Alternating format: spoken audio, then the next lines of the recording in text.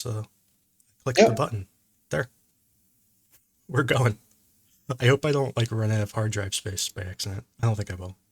Oh no, I have like 300 gigs. We're good. I think we could stream for like a week. Okay, so do we like talk about like what broke? Like the stream didn't work. It broke. YouTube broke. It wasn't my fault. I even streamed proof that it wasn't my fault. Yeah. Maybe just shortly. I mean, so we just got to we decided to record it instead. Yeah. So it's not live, but yeah. Well, it's kind Post of your live. It's questions. we have a live studio audience, um, but That's true. they're all muted, so you can't hear them clapping. And post your questions to Andrew afterwards. He'll answer all of them, I'm sure. Extreme OSINT thing. I guess that's where's that face? I can't remember. Is it here?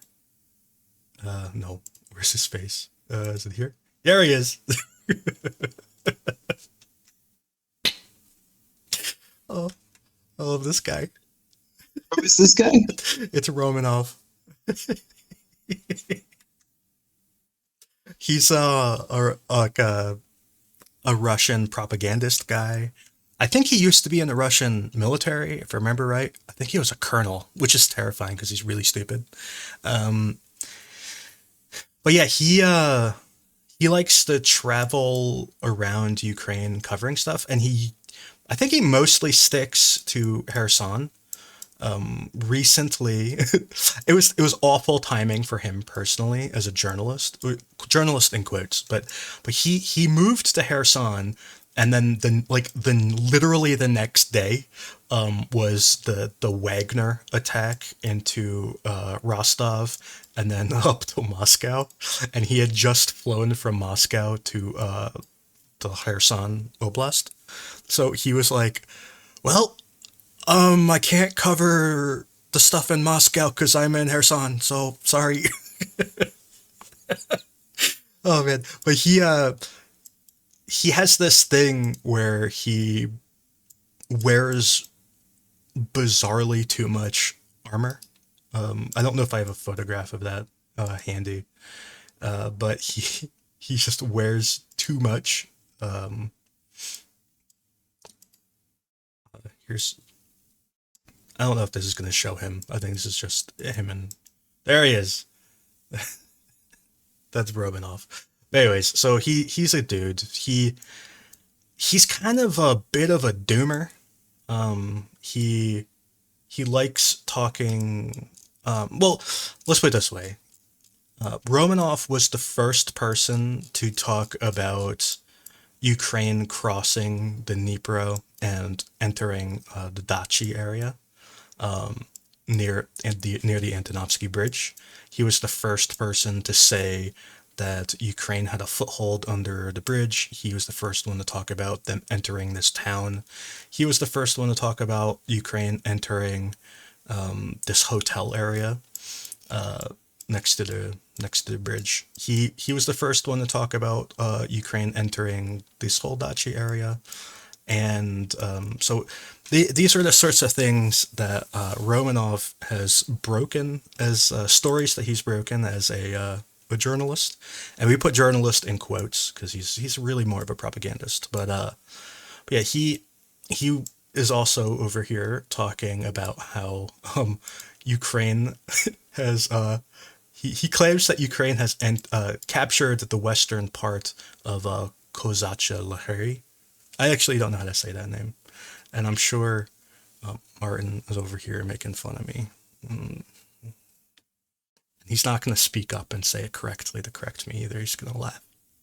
But anyways, he's claiming that Ukraine That's took half the that's town. that's pretty far east, mm, compared to where they were before. I mean, down towards Oleshki. Yeah, yeah. So this is a different point to cross. So yeah, this is probably easier to view on my other map, where actually, in restarting my computer, I think I actually lost that browser window. So I'm gonna have to open up another one. Um, We've been having a bit of technical problems, but here we go. Let's see. Let's get this all set up. Um, fixing. Okay, that's about tall enough and make it fat enough. And I'm gonna move it down like that and make it taller. The best part is I can actually edit this part out. Uh, it's nice. Okay, What's it? I'm probably not Just going to edit it out, but in theory I could. I understand. Uh, Just I mean, real quick, what's kind of interesting for me is, I mean, this big MSR, the M14, that main highway that runs west to east, and then on your map, this raid, uh, on the M14 further east. yep. I don't know. I mean, I know it's just two data points. I don't want to draw big conclusions from that, but that's interesting. Yeah. Yeah. Gick, do you want to talk about this raid? Oh my god. Tell us Am about I the on the raid. stream now? Yeah, I mean we're just recording it, so but yeah. Oh my god. So this raid, I mean, there's not much to say other than Russians crying. I mean, they're crying that this raid happened. I mean, there's absolutely no proof, and so far there's only one source which has actually spread that information. But anyway, yeah, it's a raid there or towards the west. No, sorry, towards the east from there. So it's basically the M14 highway, which was said in the message. I mean, if it happened, great. It's quite far from the river, so to get there, obviously, you need to infiltrate quite deeply. And we do know that Ukraine has infiltrated even deeper than this before, with very small teams of people.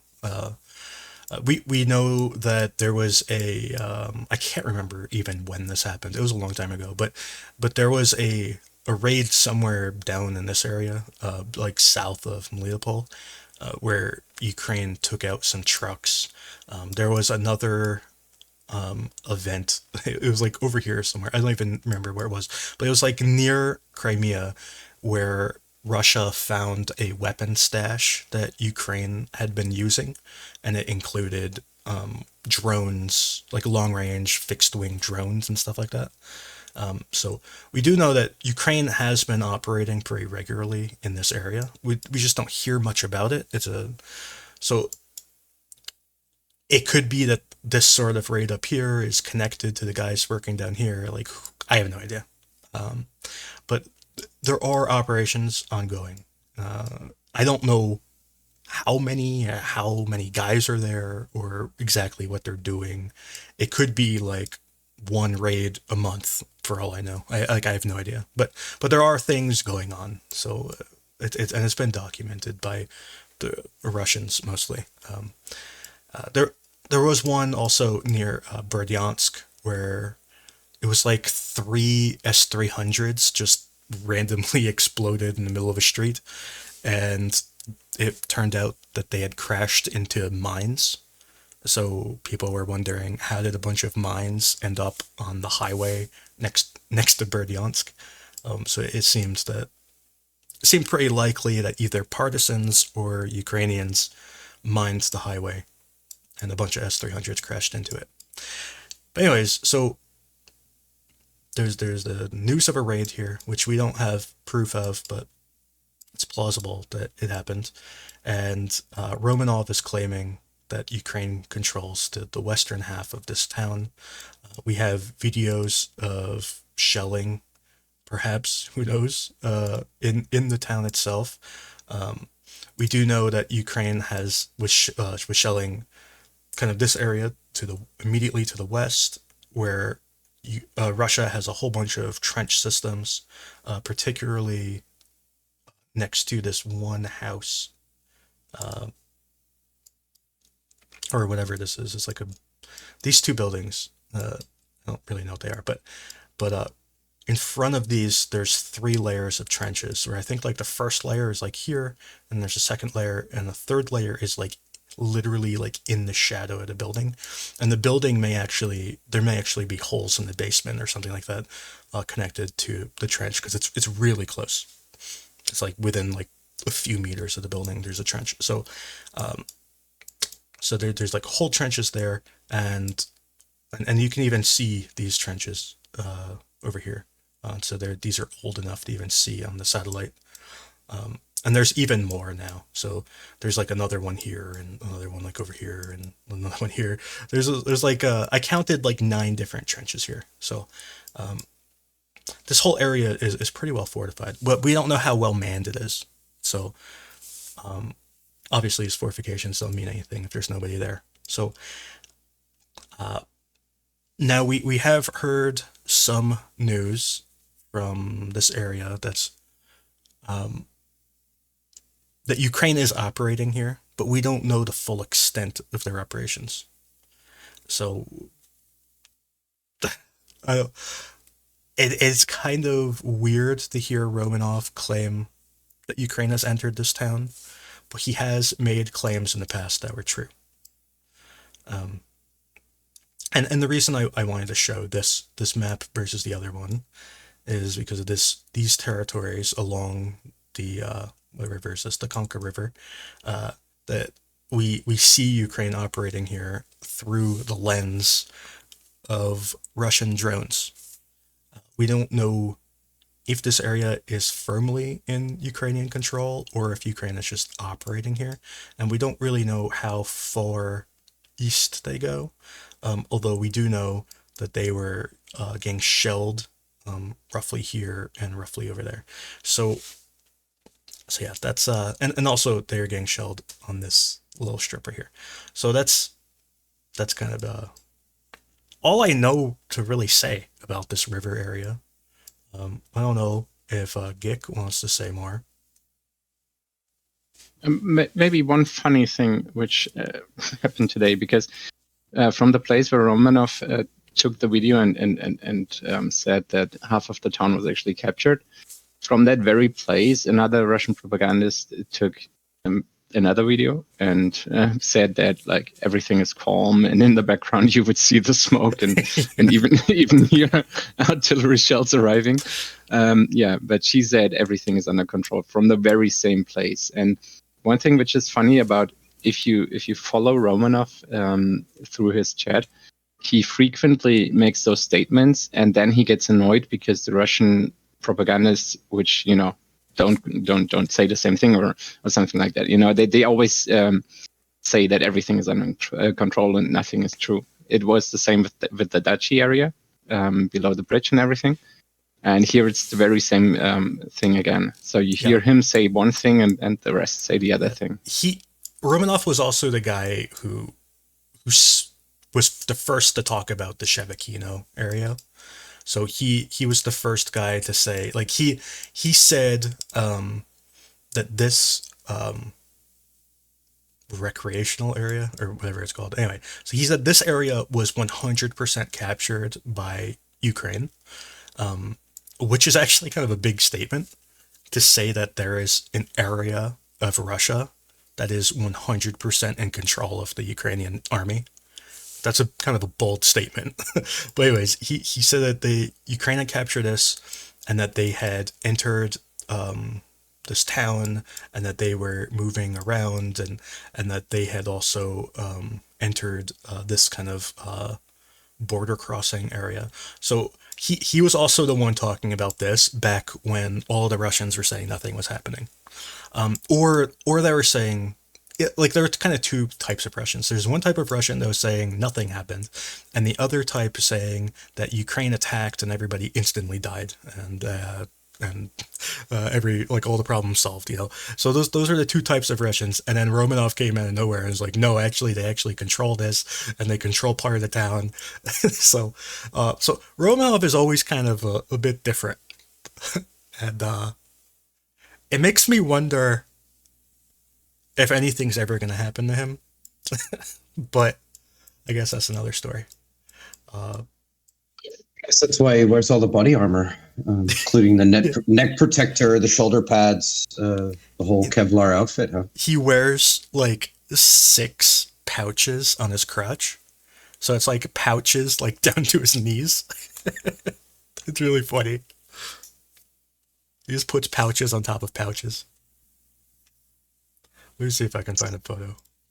It's like when a private gets his first paycheck and goes to the military store and buys pouches. Yeah, makes sense.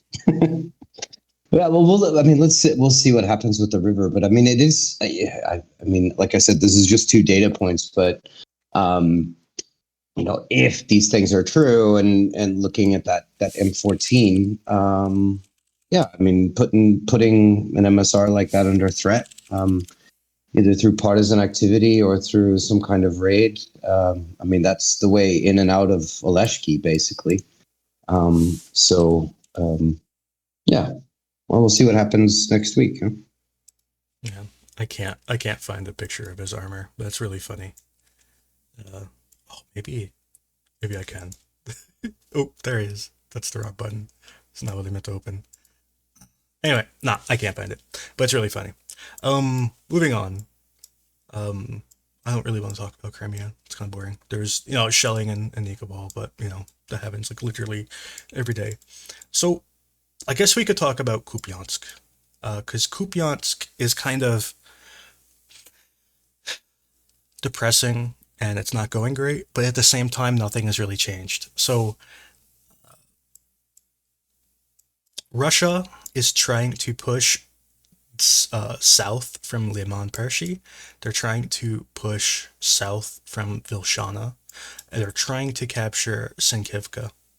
They've even announced several times over the past few days that they have captured Sinkivka, although they haven't. And I don't know why they keep saying they have. It's actually quite bizarre. But they claim that they did this genius pincer move where they wrapped like all the way around Sinkivka and attacked it from the rear, and then they wrapped all the way around the other side and attacked it from the rear again, and Ukraine like surrendered or whatever, and there's this genius play that only a Russian could have thought of. So that was like their big triumphant thing, and then almost simultaneously the Russian state media is publishing their shelling of this area to the west of Lyman Pershyi and south of Masutivka. So that was kind of funny. So and now the Ukrainian general staff is claiming that Masutivka is under shelling, which I take with a grain of salt, but it is kind of funny. There's almost no evidence that Russia has even gotten close to attacking Sinkivka. There is a big gap between Sinkivka and Lyman Pershyi. This gap is pretty heavily mined, from what I understand. A lot of this forest has been destroyed through various fires. I don't know if they were man-made or natural. It wasn't this the area? I don't know if it was this exact forest, but where the Russians were setting the forest on fire. I think that was just Yeah, to the northeast, it, closer to the river, right? this was the same area where supposedly they were lighting the forest on fire intentionally. Um, I'm still not 100% sure on whether that's true or not, but I have been told that under authority that they were doing that. But I don't know. It could just be one of those stories. Um, I do know that Ukraine did do a number of counterattacks in this area, and those counterattacks, it's dubious how successful they were. Um, Ukraine says that the attacks were totally successful and Russia was completely cleared out of a number of positions in between Sinkivka and Lyman Pershyi and Vilshana. Now, the Russians also kind of claim that the Ukrainian counterattacks were successful. It's a different group of Russians than the pincer Russians. So it's kind of the smarter ones kind of agree that these counterattacks were successful, because they were talking about how Vilshana was under threat of being attacked, and that Russia had to counterattack out of Vilshana to push Ukraine away again. So, and then at the same time, if I kind of open up my notable events tab. We can look at some eyeballs maybe. Oh, I forgot. I didn't put notable events today. You have to go to yesterday and open it up. Okay, so there's some eyeballs. These eyeballs are satellite images. So you can see that there's been pretty heavy shelling, and basically all the shelling is new. New as of when I made this eyeball, which was 5 days ago. Yeah, so some of it came around the 4th, and then the rest came around the 6th. So yeah, the so this is shelling in the area. You can see these larger shells may be aerial bombs or maybe larger MLRs like a Smirch or something like that, and all the smaller ones are artillery shells and mortars. And as for over here, if I remember right, there was giant explosions. So there's like a giant explosion, which is almost certainly either a large missile or an aerial bomb, and lots of smaller shelling, which is probably artillery and mortars. And then these three dots over here, no clue what those are. They could be MLR maybe. Who knows?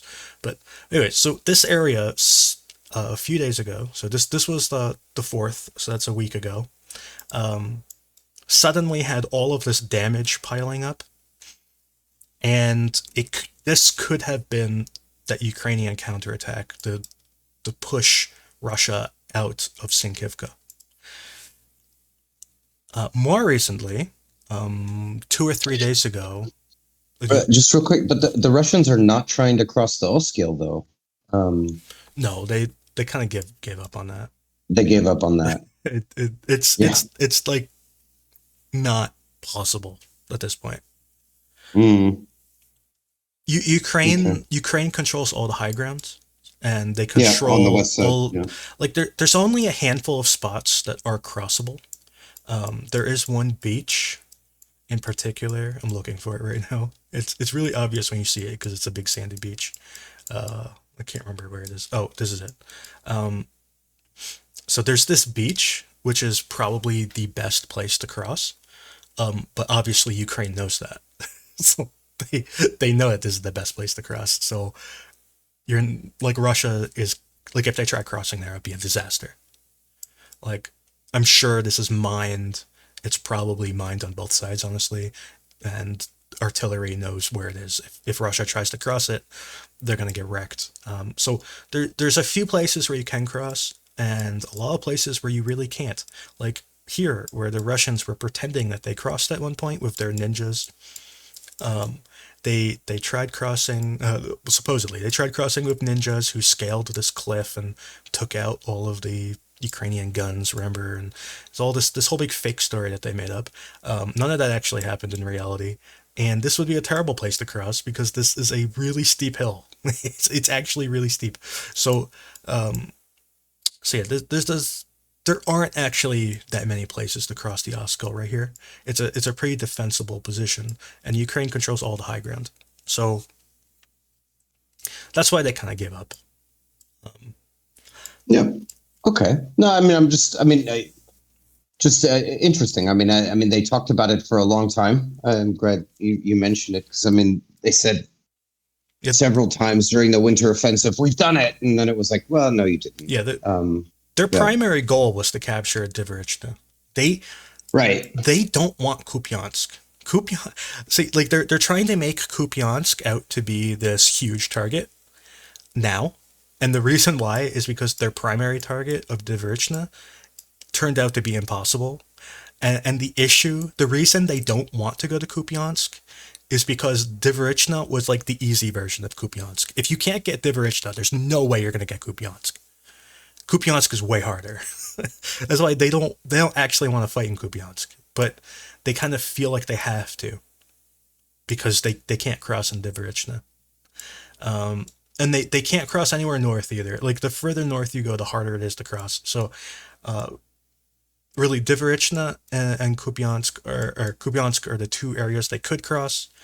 Or you could go further south, but obviously they can't cross down here because Ukraine controls this area here where I have a little yellow box. This is probably the easiest place for Russia to cross, which is why they kind of tried to attack it. If you remember, first they're trying to push west from Kuzymivka, but also they tried pushing west from Ryhoradka.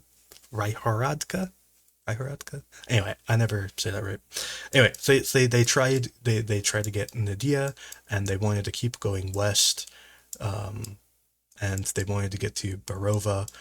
This position here, this bridge is an easy place to cross, so you could cross here, and also this other bridge to the north of it is an easy place to cross. So these are kind of the better places to cross, but they're under complete Ukrainian control at the moment, so they can't even get close to them. Dvorichna, they can get to the river, which is a plus, I guess, but they can't cross the river, so it's, and then Kup'yans'k, is under complete Ukrainian control, and it would be even harder to cross. But anyways, Yeah, but that's also why this Sinkivka is important. Not to draw parallels to Bakhmut, but these towns, they're sitting down in river valleys, and these settlements up on top of the ridges are the fire control, the direct observation of down into the valley. So that's, yeah, it makes sense why the Ukrainian main defenses would be there. Although I think you did say that there's another line along that tributary to the southeast. Yeah, this blue line is Ukraine's main line of defense. So everything north of this blue line, Ukraine is more or less willing to give up.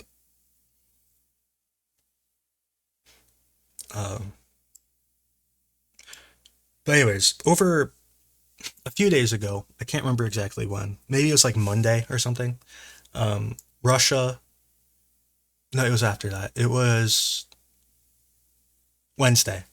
Russia said that Ukraine's counterattack had suddenly stopped and withdrawn, and that Ukraine had moved its main defenses backward. So Russia claimed that, Ukraine was defending kind of out here, and then suddenly they were defending like back here or something. So that was kind of an interesting development, which I didn't believe at the time. But there's been increasingly more information that says that it might actually be true. I'm still not convinced, but it might actually be true that they pulled back suddenly. But they're still defending in front of this main defensive line. They'd be defending like out here maybe instead of out here. So yeah, that's kind of the situation as I can describe it around Kup'yans'k. Now the issue that Russia is running into is that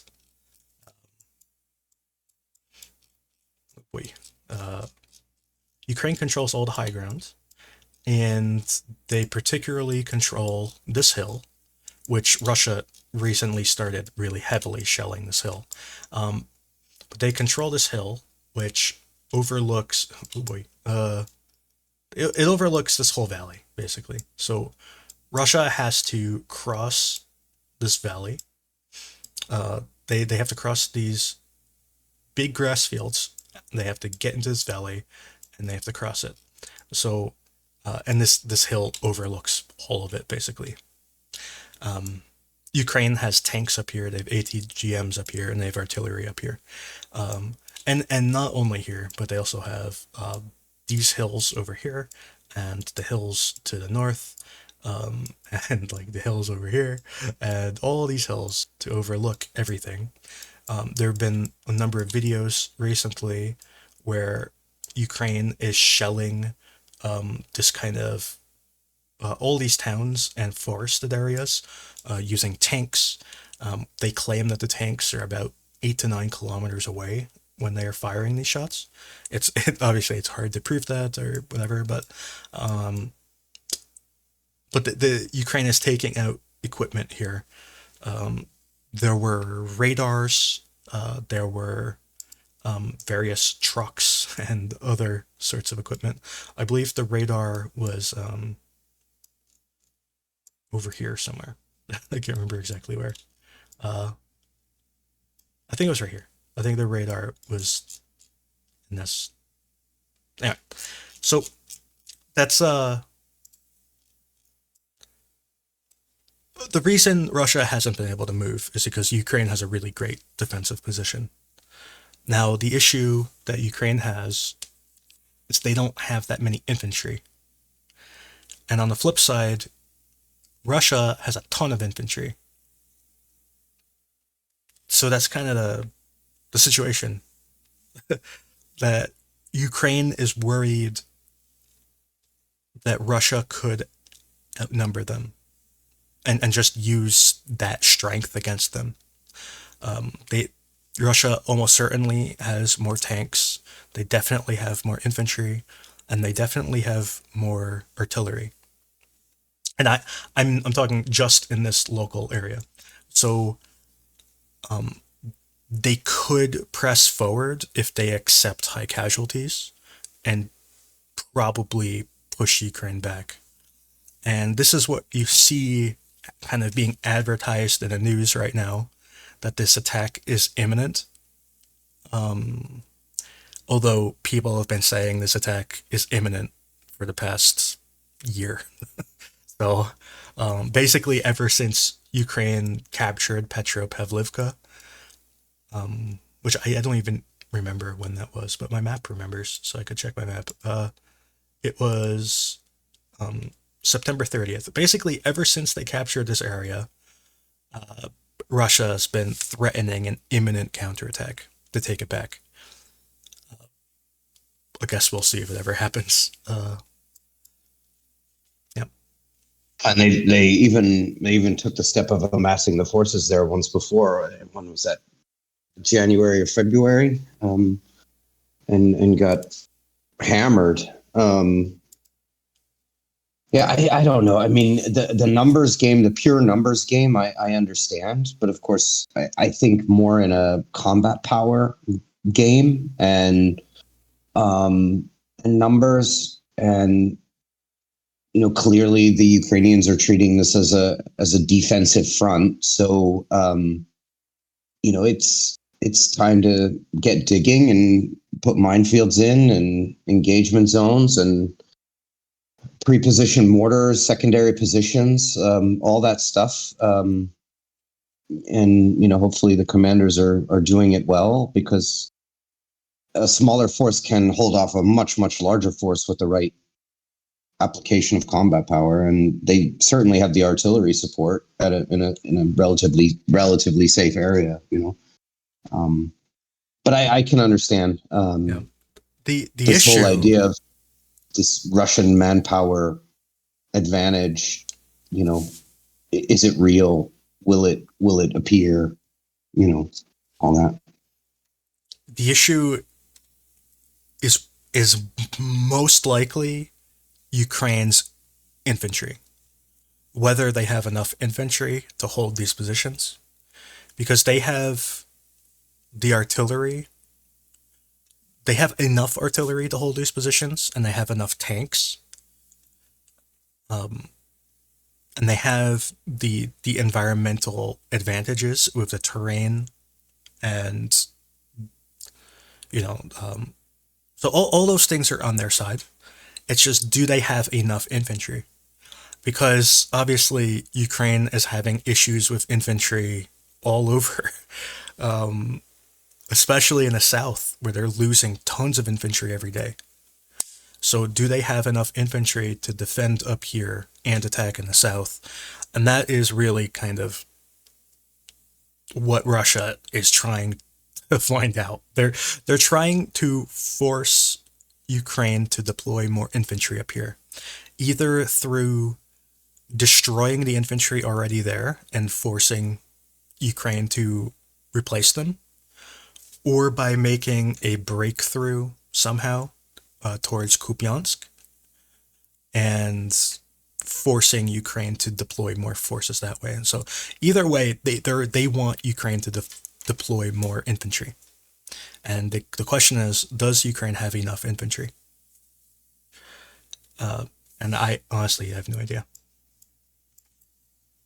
I mean, if that's correct, and the the information of a tactical shortening of the lines and somewhat of a withdrawal would make sense.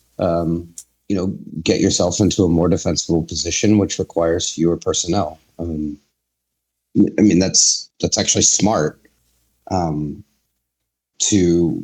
reallocate if your intelligence is good and you analyze it. Okay, well, we're short on personnel, then that makes total sense. Yeah. Now, I don't really have too much information about the Novoselivs'ke area, but from what I understand, Russia basically has taken control of the whole town, and they're now trying to push south, which is to say, nothing changed. So I don't really have anything else to say. There's just really nothing changed that I can tell. So I'll just move on.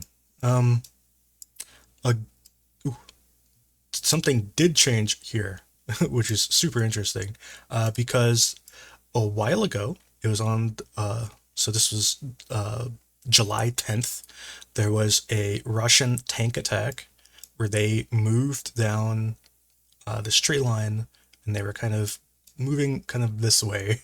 And simultaneously, they also moved down this tree line and then curved up. So they had two attacks kind of pushing towards Yampolivka, basically. And they're pushing kind of northwest. Today, we have Russia shelling a Ukrainian position here, which is interesting, because this was where they had a whole bunch of tanks there not too long ago, and now Ukraine has infantry there. That's cool. Anyway, that's like the only change I have in this area. That's like I have nothing else to say. That's it. Uh, I don't, Gick, do you have any information about that? No, unfortunately not. Okay, so I have no other information in that area. Um, what was this, like 2 days ago or whatever? Russia advanced north of Spirna, so that's not great. I don't think it's super important either, but they control this forest strip and this forest strip here, so like this little forest strip. But anyways, they're getting really close to it and encroaching on Spirna. So now Spirna doesn't really exist anymore. Like all the buildings are gone. I think even a lot of the basements are destroyed. So the town is kind of doesn't really matter that much. But at the same time, Russia is encroaching on it on the east and the north. So the map that I have, the way I have the map drawn right now, are known and proven Russian positions, and they could control even more west and south. So, but other than that, I don't really have anything to say about Sperna, and I don't really consider this advance to be important. I have nothing to say about this northern area. Um, uh, uh, North of Bakhmut, near Novoselivs'ke, I updated the map today to include this little bump. So I I wasn't sure if this was contested or Russian controlled for a really long time, but Ukraine has been pretty regularly shelling here, so I think it's Russian controlled. But Ukraine definitely controls like up to around here-ish, because we've seen numerous videos of them in trenches in both this little tree line and this tree line and also this tree line. So yeah, near Berkhivka, there was this little. I changed the map here today too, because it seems clear that Russia controls this. They've been fighting through this forest. It's not really a forest strip. It's more like a pile of dead trees. So they've been fighting through this pile of dead trees. They have had tanks destroyed, both are over here and on this road up here. So I think it's clear that they control that area now. There was a point where Ukraine pushed like all the way back to kind of the middle of the Berkhivka town. And from what I understand, they entered the town for about 3 days and they couldn't establish a foothold in the town, so they withdrew. And after they withdrew, from what I understand, they basically gave up attacking Berkhivka, at least directly. They started moving more towards Yehidna, where they've been kind of moving up this forest and kind of getting closer to like the southern approach to Yehidna. And I think they've also been trying to move up this road towards Yehidna, and they've also established themselves in these forest strips, which are kind of closer to Yehidna. So I think Berkhivka is no longer really their main focus. It seems to have pivoted to Yehidna. But even then, Yehidna is not really a focus. What Ukraine needs to do is push down this highway in the north. But they don't seem to have the forces to do that. And the reason they don't have the forces is because it's a pretty low priority. Instead, they've been focusing on Klishchiivka and Andriivka and Kup'yans'k. So this is kind of more what Ukraine is trying to do at the moment. Gik, do you want to talk about this area? I don't have much to add, but as you said, I think that Russia actually tried to counterattack out of Berkhivka, Yes. because we've seen a lot of mechanized forces moving there, and we have also seen an increase in shelling of the area. I think it's Bodanivka. Yeah, exactly. In the direction of Bodanivka, we've actually seen Ukraine losing quite a bit of equipment there. Yeah, such as the CB90s, right? Yeah, exactly. So sometimes I'm wondering if the main purpose of this was, because I never fully understood the goal of reaching Berkhivka. So sometimes I ask myself if the main purpose was actually to get Russians to commit to that area, to move forces into that area, because obviously Ukraine is targeting more in the north of Bakhmut, so basically in the direction of Soledar, and also in the south of Bakhmut. Yeah.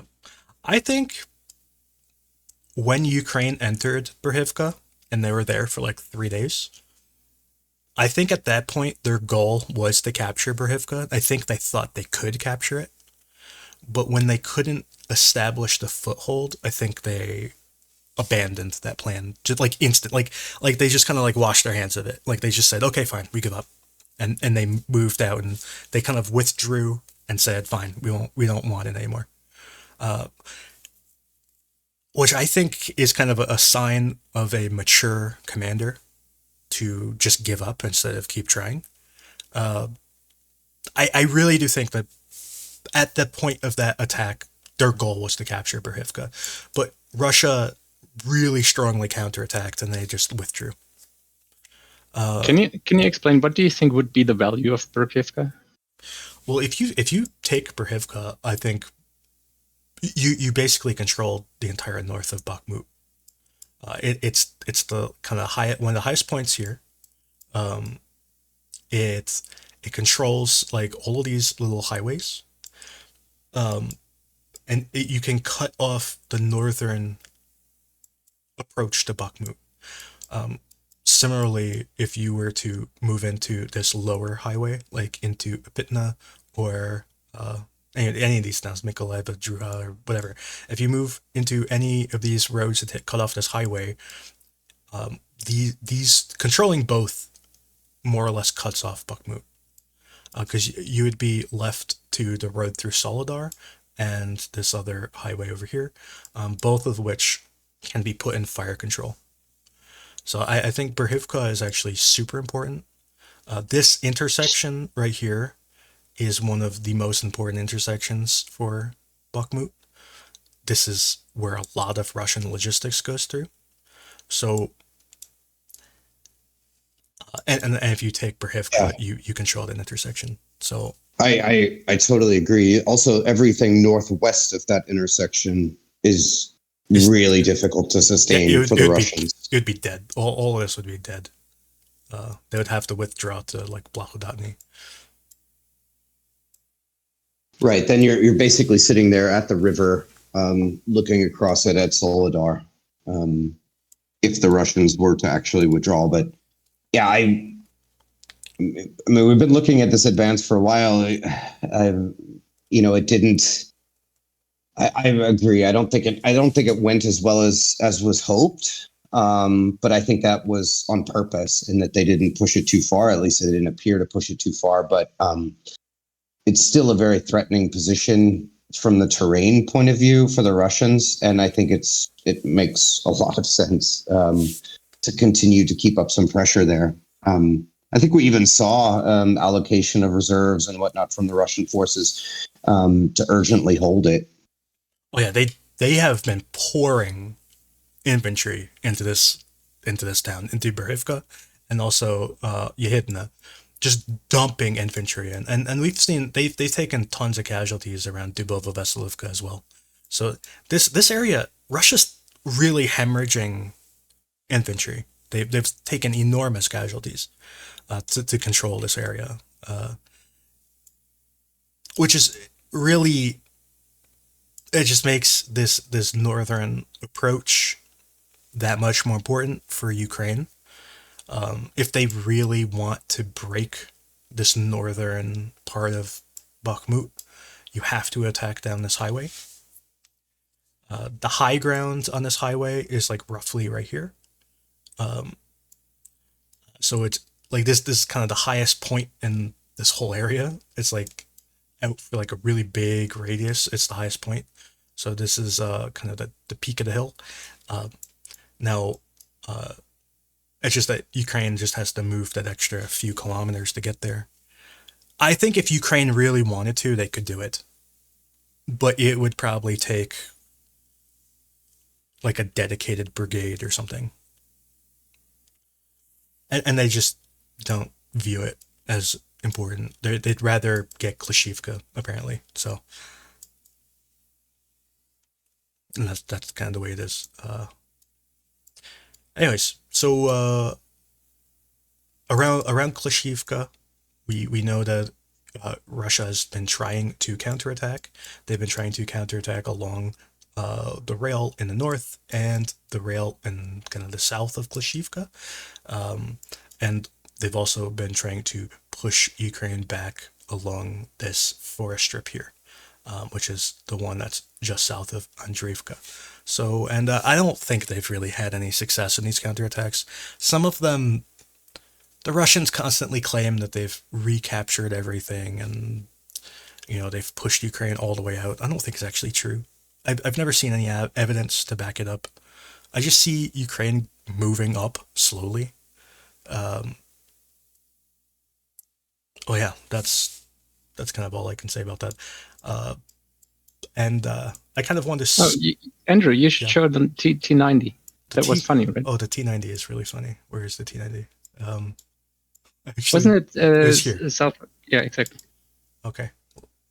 Why do I have it marked as a T80? I need to fix No, it's 80th Brigade, I think. Oh, okay. This video is really funny.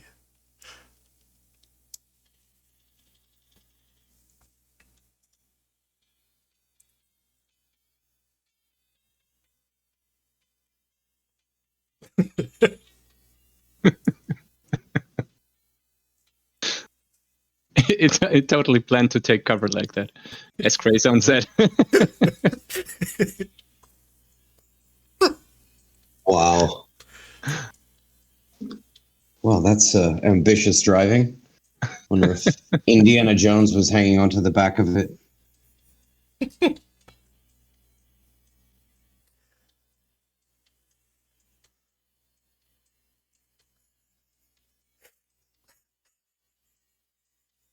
Did the driver just watch back? Like, did he walk away and watch back at how his tank exploded? What do you think actually happened here? What's your theory on what actually happened? I mean, it's reversing. I think it's reversing, right? I can't even tell. Let's see.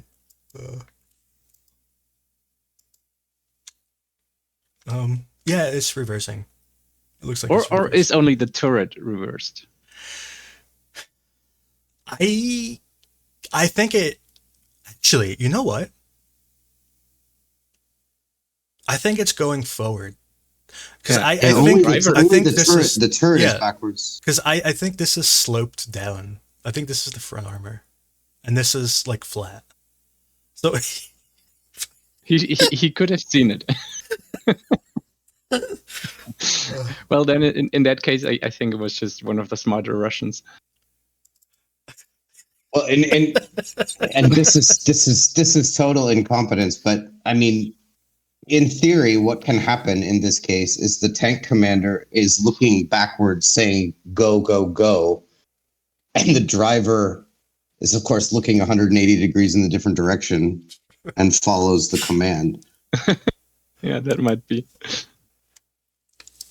Here's another possibility. Was there anyone in the tank? Maybe the tank was abandoned already. Like maybe it was already damaged and they abandoned it and it was like a zombie tank and it drove off on its own. No. So not at that speed. Yeah. So I mean, they will idle forward. I'm not sure about the T-80s, but I mean, all the tracked vehicles I've been in and driven will idle forward or can idle forward, but not at that speed. It's just crazy.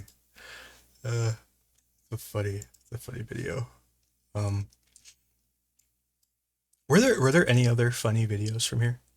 Can't remember.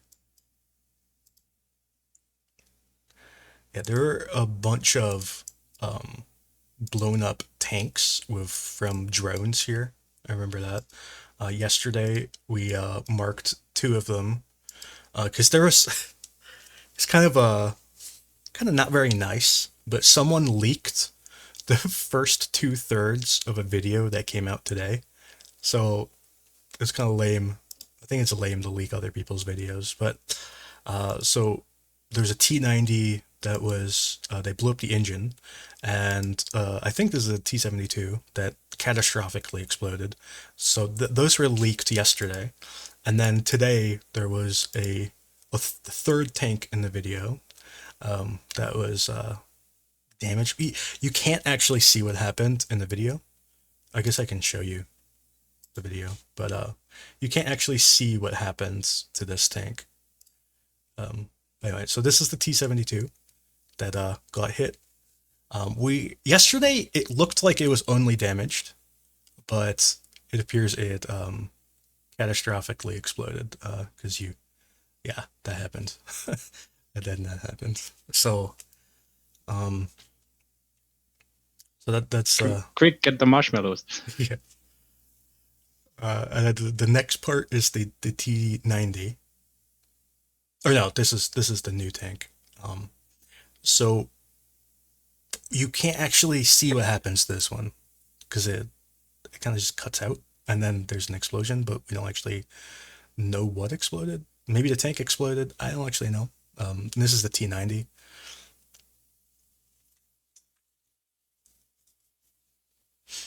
And obviously these 2 destroyed tanks. I don't really know what they're doing. They're just kind of having a destroyed tank party over here.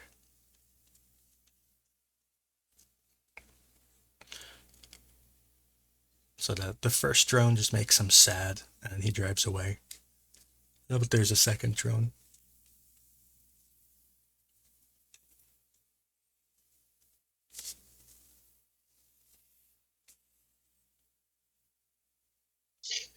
So I mean, if you want to look at a video, I mean, we've already been through this point of the map, but up west of Kreminna, where there's that Russian advance, that video of the shelling is actually quite interesting because it's more than shelling. There's what looks like a Russian small arms or infantry attack early in the morning, which didn't appear to work. that circle right there at the tip of that penetration. I don't know which this one. That one, yeah. That's actually it appears to be a Russian infantry. But one second. I think you see casualties on that one, so maybe make sure about that. Okay. Could be just maybe then for reference to you and to your map. Yeah, there's definitely casualties. Yeah. So that's a Russian. It looks like a Russian early morning infantry attack, which then fails, and then there's some kind of cluster munition used on the position after a failed. I mean, just judging by as the sun goes up. As it goes later in the day, it's not long, maybe 30 minutes, 40 minutes after dawn. But that's an interesting video because, I mean, it would indicate not just that there's a Ukrainian position there, but also that the Russians weren't just shelling it. They were trying to use infantry to take it. And the video shows them not taking it, actually. Maybe I should mark this as a Ukrainian controlled, huh? Yeah, I mean, of course, it depends on the outcome after those cluster munitions were used, which appear to be Russian ones. They don't have the same shot pattern as the DPICMs, but it's hard for me to say exactly how the Russian cluster munitions look and all that kind of stuff. But anyway, yeah, but that's an interesting video. But thanks for pointing out that it's probably not to share on this recording. You can watch it yourself just by clicking the map and clicking that. So there you go. I don't really want to talk about any of this area. There's just constantly fighting, and Avdiivka, not super interested. Like no changes recently. Same with this whole southern area. I don't really have it. Gik, do you have anything to say about that southern area or Avdiivka or any of this? Because I really don't. No, I wish. I mean, we've been hearing stories, but nothing of that is we don't have evidence. Yeah. Really, the one kind of thing that it is confirmed that Russia is trying to capture this area around Druzhba, but there's been no known changes, so not much to say. Okay, so now we get to Urozhaine. Now, I'm not really sure how to talk about Urozhaine. I guess I'm going to start by not talking about Urozhaine. Okay, so over the past few days, Ukraine has been pushing down this forest strip into this defensive position, which is one of the key critical trench lines for this area. On the satellite imagery, we see that this area is getting pretty heavily shelled. And we also see that the area, we don't see from satellite, but over the past few days, Russia has apparently withdrawn from this area west of this position. I am very curious if Russia even controls this position anymore. If Ukraine captured this, it really would be a game changer. It would cripple Russia's defense of Urozhaine, and this crippling could result in a domino effect of the whole town falling in rather quick order. And then today we see videos of a Ukrainian tank in the town shooting at things also in the middle of the town. So this tank is like roughly here, and it's shooting at things roughly over here. And also notice that this tank is about even with where this kind of defensive line used to be. So I am really curious if Russia even controls this trench anymore. Because losing this trench would explain everything that we're seeing now, that the whole town is collapsing backwards. But we have no evidence of this trench. Did satellite imagery come out today? Because I think it was cloudy, right? I didn't even check because I just know it's cloudy. So I checked, but there wasn't any new satellite image for that region. It was only for the west of Ukraine so far. Okay, So I'm really interested in this. There's another trench right here, which is also really interesting. Uh, yeah. So we have a video of well, I could show this video, right? There's nobody gets hurt in this one, right? The surrender. Yeah, no one gets hurt. Also, maybe just to add, while you load, actually there is new satellite image, but it's completely white, so Yeah. you can't see anything. Yeah. So here's a little Russian. Uh, I didn't look. He has a little white flag. I didn't even notice that before.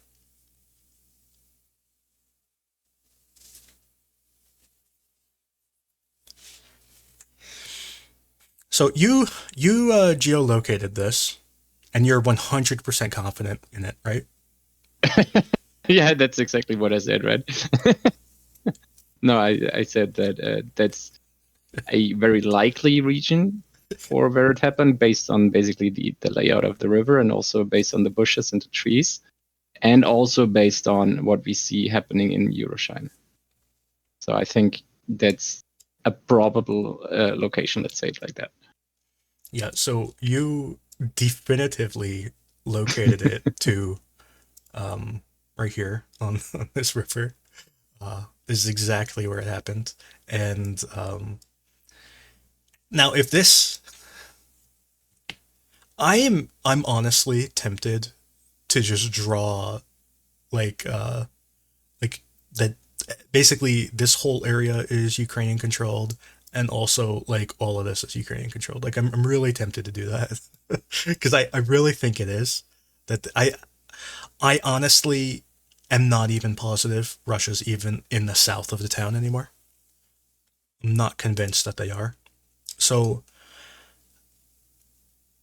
I mean, also what you have to consider is that the Russian messaging from the units fighting in that region has changed drastically on Telegram lately, and they are basically preparing their audience for the fall of Urozhaine, in my opinion. yeah. They've been talking about Ukraine making significant advancements and Russia losing a lot of people and having to withdraw to the south. Yeah. So if we kind of go back in time, um, I don't remember what day. Okay, so this was the ninth. The ninth, we saw this heavy shelling going down this tree line. This position right here is that trench I was talking about. It's right here. So there's like, I think there's like one trench back here, and then there's another trench that kind of goes like this shape. So this was like a major defensive position. And you can see that there's another trench right here. You can like really vaguely see it. It's really, really hard to see, but it is there. Trust me. It's like right here. But anyways, so there's like one trench there and one trench here, and these were the anchor, where the eastern flank of Urozhaine. But anyways, so on the ninth, we see this imagery, and a few days prior to that, so on the 6th, load. Okay, I'll do it this way. On the 6th, we see a Miklik. Load.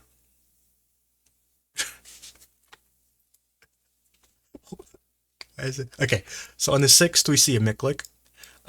There's still, you can see shelling along this on the 6th as well, but on the 9th, there's even more shelling. But so we saw a Miklik here. This may also be a Miklik, who knows? But it's clear that Ukraine started attacking south sometime around the 6th. Now, if in fact Ukraine successfully took this position around the 6th, it could explain everything that we've seen since, where basically they may have taken this around the 6th or the 7th or whatever, the 8th or 9th, and then this whole flank collapsed. They had to withdraw backwards, and then we see the videos of Ukraine in the north, which may have also happened around that time. Say like this happened on the 6th and this happened on the 7th or something like that. And then we see Ukraine down here at the same time. So on the same day, we see videos of Ukraine up here and Ukraine over here. Then the following day, we see Ukraine assaulting over here. And then the next day, we have a tank over here. So this may have all happened like 5 days ago. I wouldn't be surprised. Or even like 3 or 4 days ago. And now it's just being slowly leaked to us. It's not the first time something like that has happened. But I don't know the timeline, obviously. It's just trying to look at the kind of all the evidence that I see, and that's kind of a picture that I'm seeing. And I don't know if you agree or not. What do you think? Well, I agree, but I think you should show the Chatham strike, which I think it was released yesterday, and I just shared like a newer video on Discord with you, because I'm pretty sure that yesterday we only linked to the 2 pictures. Oh yeah. The whole video came out today, right? Yeah, exactly. I mean, there's no casualties in the video, but well, they happened. Oh god, it's so loud. That hurt my ears so much. Okay, I'm gonna turn the sound off. Okay. Should I here? I know what I'll do.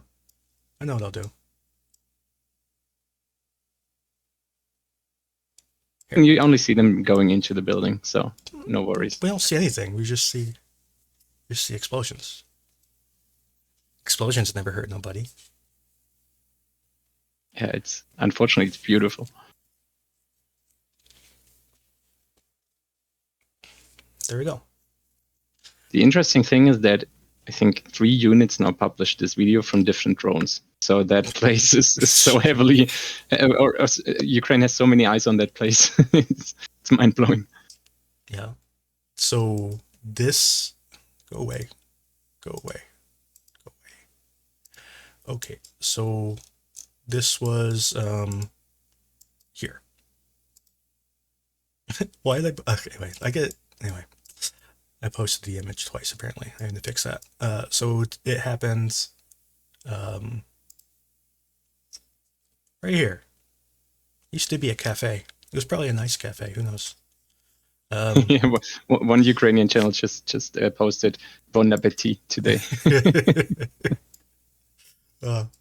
Man. I just find this so hard to believe that Russia's even in the town anymore. I don't know. There's no evidence proving there's no evidence for me to believe that. It's just using kind of common sense. I don't think they're there anymore. I think they pulled back, and they probably pulled back a few days ago. Because Ukraine has almost no motivation to announce a town captured. You know what I mean? There is like a morale boost of it, but it's not like does the morale boost more if you announce it today rather than tomorrow or something? Like they have no motivation to announce the capture, and Russia wants to hide the capture as much as possible. So we always get news really late because there's just no motivation otherwise. So, anyways, also this other position to the east of this Ukraine advance over here, that is to the east, there's also getting shelled, which is interesting. But anyways, so do you have anything else to say about Urozhaine? Unfortunately not. Okay. Now there's kind of one last topic, and it is Robotyne. Okay, so these videos of these drones, I can't show any of them. I can't show you any of these videos. I don't even want to show you the screenshots. But they're nasty. These videos are super interesting. I marked it, as you can see, I marked it as Ukraine control because I think it is, honestly. I don't know how to mark this area to the east. I have no clue. Like, I don't know what's going on to these, but here, this appears to be Ukrainian controlled. I don't know. Do you agree? I mean, I have to agree. Ukrainian infantry is there. It's a horrible position. Like the tree line is completely gone, and the trenches far open, so to say. I don't think it's a very good position to be in. It's not even a deep trench. Yeah, the trenches are like knee deep. Like if you lay down, like your butt's sticking out. Yeah, but I mean, I was surprised because I think yesterday or the day before, we located the Russians actually in the trenches just to the west of that. Yeah. So it's very confusing. I'm completely puzzled, to be honest, what's going on there. That's because right. I think they attacked down there, where all of the BMPs got lost.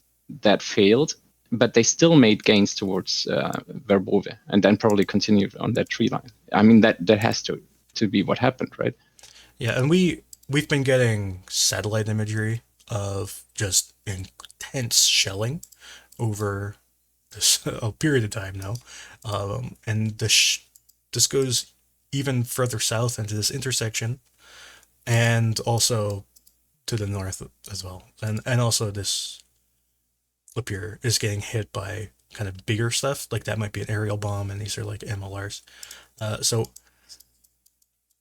this whole kind of tree line, or it used to be a tree line, is just getting shellacked. And now we have video of Ukraine in the positions. So, like, I assume this is Ukraine controlled. And this area, who knows? Like, it seems that Russia still controls, like, this major trench line. I think if you click back one day and watch the trench line, or maybe 2 days then. Okay, I think I remember locating video there, but maybe it was that long ago. Yeah. We have some videos down here of Russian stuff getting blown up, but that just brings me to the point that Ukraine could be in this. They could be down here too. There's with videos of Russian tanks blowing up here. We know that this whole intersection is getting just shelled to shreds, and we know that Ukraine is here, and it could be that Ukraine is all the way down here as well. Do you know what's the topography for that region? Because we talked about that tree line a bit further west being more or less in a valley, but is it the same here? If I remember, I think it's a little higher. I think. Let's see. Yeah. Oh, that's actually an interesting position to be in. Yeah. The issue with being higher is it just makes you easier to shoot. Like it might actually be easier to like be in.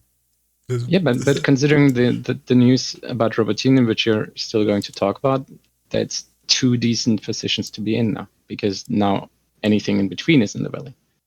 Yeah, it's true.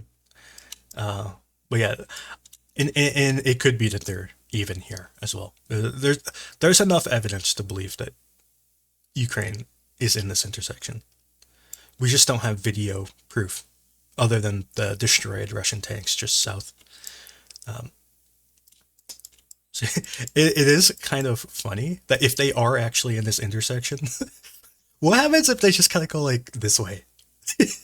Does this whole trench just die? Anyway, I don't know if that's even a good idea, but it's just kind of funny to me. Anyway, so getting to Robotyne, we have evidence that Ukraine has captured the cemetery. I don't know how they got to the cemetery. I've heard that they came from the west, that they attacked like this way into the cemetery and not from the north. So it could be that Ukraine also controls like this whole area to the west. I honestly don't know how to treat this western area.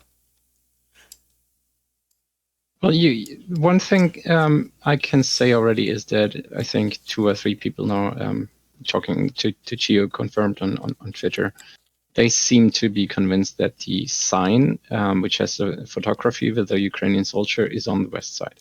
Yeah. So I think that supports that point. But where in the west? There's no road Basically over here. on There's this road to the yeah, exactly, on that road. It's on that road. It's basically on basically on the same level as the cemetery sign you have there. Okay, I think so, around there, yeah, around that corner. I think okay. there it should be. But I've heard that they came from the west though, not that like this way. But I don't, and there have been signs of like shelling and fighting here for a really long time. I wonder if I go back in time if I can get some eyeballs. Okay, so there's an eyeball. So like this is pretty shelled. It's pretty shelled. So that is right here. So this was probably defended, and all these trees are gone. So it could be that Ukraine pushed down here at some point and then cut that way, which is how I've heard it described. I just maybe I should map it that way. Like I don't know. I don't know what to do. I don't know where the Russians are over here anymore.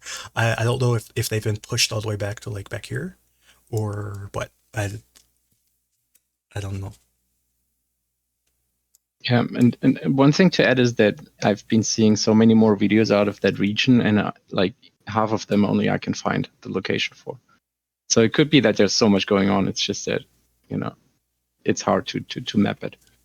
So, from what I understand, there was an attack from the west, which I've heard it described as them like literally coming from the west, like attacking like this way, or maybe here. But anyway, it's literally from the west. I've heard there was another attack from the north, and that northern attack, I don't know if it came down like this tree line, like this, or if it came because we know that they attacked this way, right? Like down this road, and that road we've seen a lot of Ukrainian stuff destroyed. So, so I don't know. And then anyway, there's a third attack from the east, and I have no clue where the eastern attack actually occurred. That's why I don't know if this attack here was the eastern attack, or if this was the northern attack and there's another attack over here. Like I don't know, but it seems that the northern attack failed, the eastern attack failed, but the western attack came in, captured the cemetery, and they're now pushing through the town. To an unknown extent. We don't know exactly how far they've gotten into the town. Other than the news is optimistic. So, yeah. So anyway, let's look at the 3D of this area to the west. So this kind of intersection is where we saw was completely demolished by artillery fire, and also fires, not just artillery, just literally fire. So yeah, so I don't. It's kind of you're not fighting uphill, I guess is the way to put it. You're not really fighting downhill either. It's just kind of even. I guess this. I think in the last stream I talked about how attacking from the west was always an option and that it would probably be easier, and that I wasn't sure why they weren't. And I was curious if the reason they weren't was because the 65th Brigade, I think is the guys over here. I was curious if the 65th just hadn't gotten into a position to attack yet because they were kind of slow moving. Or if maybe there's another brigade that replaced them and now that brigade is attacking. Not really sure. But this western attack always seemed like the best way to attack to me. Just looking at the map, like it's like reasonably flat, whereas over here it's like fighting uphill. Doesn't seem fun to me. So it is completely logical that this western attack would be the one that succeeds.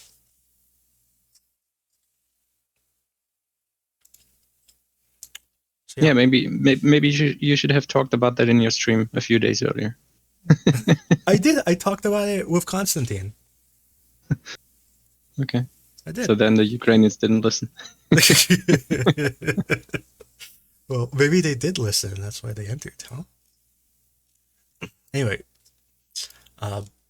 beyond that, I don't really have much to say about this whole area to the west, getting towards the Dnipro. Although there were some things that I can't explain, and maybe Charles can explain. What is this? What's that? I don't know what that is. You mean the exposed Earth there? Yeah. It's brand new. I don't know. It's brand new. Mm-hmm. I don't know what it is. It confuses me. There's more. There's more. Oh, it's very long. It's very long. What is it? Probably about 200, 300 meters long at least. Yeah, I think this length is probably about 500 meters. I imagine. Mm-hmm. I don't actually know, but it seems that everything is like 500 by 1,000. So anyway, I could actually measure it. Let's see if my guess was right. Mm-hmm. But yeah, it's it was 600. Yeah, it actually looks more like a dozer work, like some kind of anti-tank ditch or something like that. There's more. There are more things I don't understand. What's this? What's this? Just like holes in the ground. All of a sudden. So look, I'm taking a Rorschach test. What do you see? I've got blotches. You're an engineer. This is all I got. So I don't have max. I can decidedly tell you that those are holes dug in the ground. And then there's like roads. These roads are also confusing. I don't know if these are Russian roads, but this is like a Ukrainian position. That's what's so confusing to me. So anyways, these are things that I saw the satellite, and I just saw like, I don't know what that is. I'll tell you one thing though. A very, very long time ago, this was in the Izium area. This was like last July or something. I spotted something that looked a little bit like this, and I asked a friend of mine who has access to high quality, like high resolution imagery. I asked them to look at it for me, and they did, and they told me it was something a little bit unexpected to me. They say it was a mass grave. And then I saw this and I was very confused, and I sat there thinking about it for like a day or two, and I thought, is this a mass grave too? It would be a really bizarre place for a mass grave. I have no clue what that is. It just that would be absolutely massive for that. I mean, first of all, that's very morbid, but that would be absolutely immense for something like that. The other mass grave was roughly the same size, because it was about 240 something meters of a mass grave. It was, and there were two of them in parallel to each other. It was very confusing when I saw it. But the high res, you could literally see it was a mass grave. So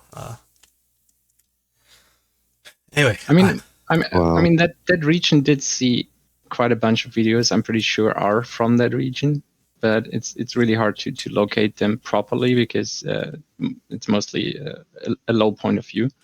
But basically there should be this kind of steep hill or slope at least, and you can see that quite often on videos. So I think there's actually more activity than we know in that region. Yeah. I mean, now that we're 2.5 months into the counteroffensive, is that about right? Yeah, I mean the fortifications map, that I've forgotten his name. Excuse me, it escapes me. Brady. But, Brady, exactly. I mean, that's going to be so out of date at this point. Well, he's been updating it. So. Okay.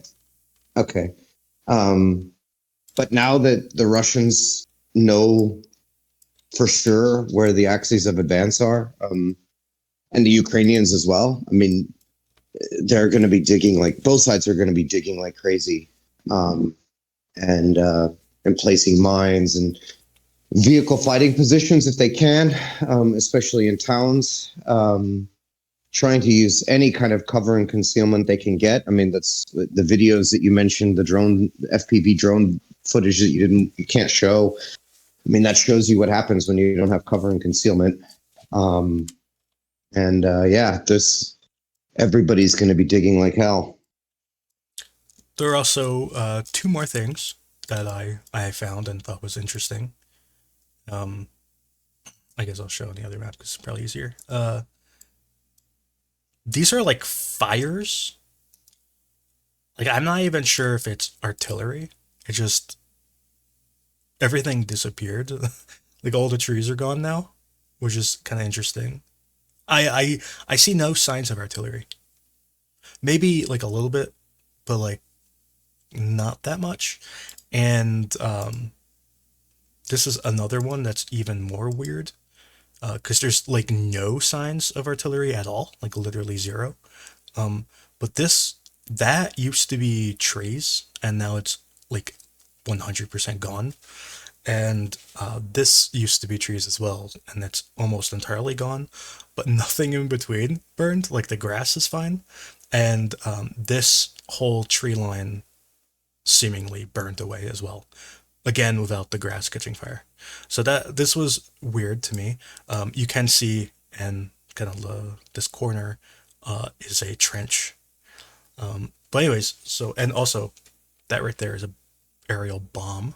So that's interesting. But these trees just disappearing is pretty. I don't know how to explain it, to be honest. There is another completely unrelated trees just disappeared situation. Let me see if I can find it really quickly. Maybe is it here? No, the image broke. I need to fix these broken images. Yeah, I can't find it. But anyway, over here, I think it's somewhere over here. There's like a whole like 3 kilometer tree line that like disappeared. Like all the trees were chopped down, which I thought was weird. Yeah, can you think of a reason why you would just chop down like 3 kilometers of trees? Yeah. I mean, if that tree line was in front of your position, it would be if you had the ability to go out there and cut them down, and it was safe to do so. Yeah, totally. Extend the range of your ATGMs, extend the range of your line of sight, all of that stuff. Yeah, clearing and cutting down trees in front of defensive positions is normal practice. But like 3 kilometers, that's a lot of trees. Well, I don't know exactly like which line it was and stuff like that. I mean, if Yeah, it was 600 meters in front of a trench or something like that, then yeah, sure. Just anything you can do to deny the enemy any kind of concealment or cover. Yeah. Fair game and totally normal. I don't know how it was safe enough to do it. It's it's well behind the front line. So okay, I'm gonna try to find it because I know roughly where it is. I thought I marked it on my map, but apparently I didn't.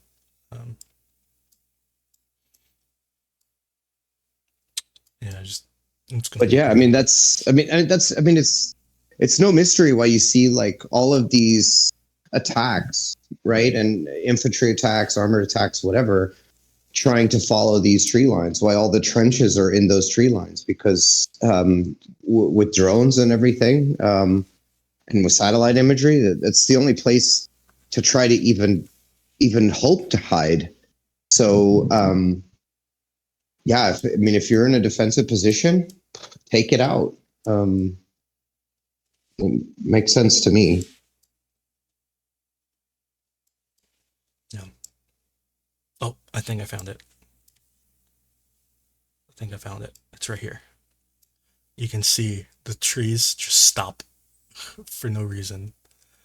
And it's not from shelling. It's just like, and if you kind of go back in the satellite, you see them like chopping them down.